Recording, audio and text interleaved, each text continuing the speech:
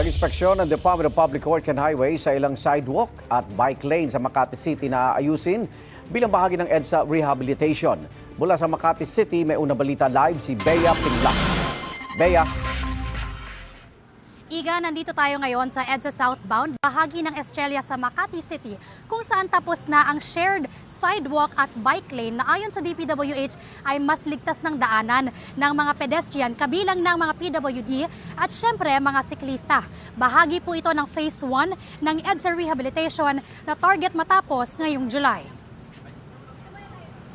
Delikado Agaw buhay Di ba? Walang sidewalk. Maglalakad yung mga tao sa kalsada mismo. Ganito inilarawan ni DPWH Secretary Vince Dizon ang dating disenyo ng sidewalk sa EDSA.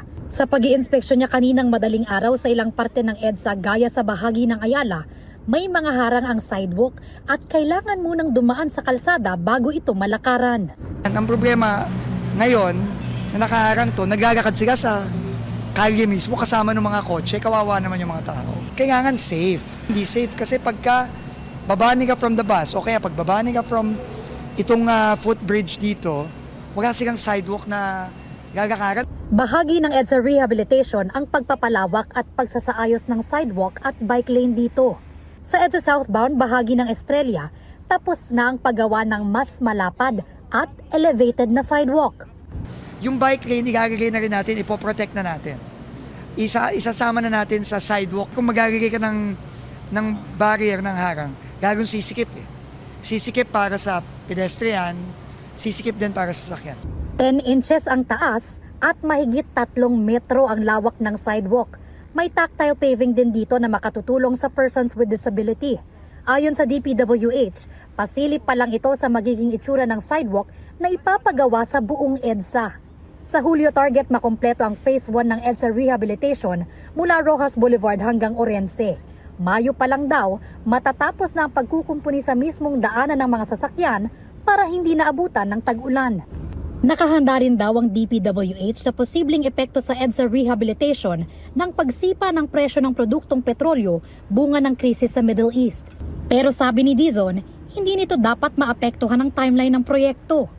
Lahat apektado pero yung schedule hindi dapat maapektuhan yun kasi tuloy-tuloy dapat. No, pero yung presyo, wala tayong magagawa. Ganun talaga.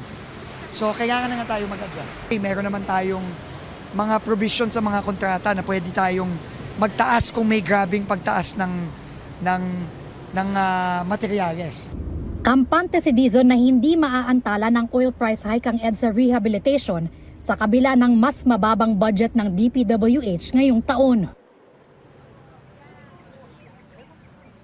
Igan, ipapakita ko sa inyo itong tactile pavings dito sa shared sidewalk at bike lane. Merong mga indicator kung sakaling kakailanganin lumiko ng mga kapuso nating PWD dahil nga meron pa ring mga puno o poste na nakaharang dito. Samantala, pagtitiyak ni Secretary Dizon, parehas pa rin po yung bilang ng mga lane na nakalaan para sa mga sasakyan. Yan ang unang balita mula rito sa Makati City. Bea Pinlac para sa GMA Integrated News. Igan, mauna ka sa mga balita, mag-subscribe na sa GMA Integrated News sa YouTube para sa iba't ibang ulat sa ating bansa.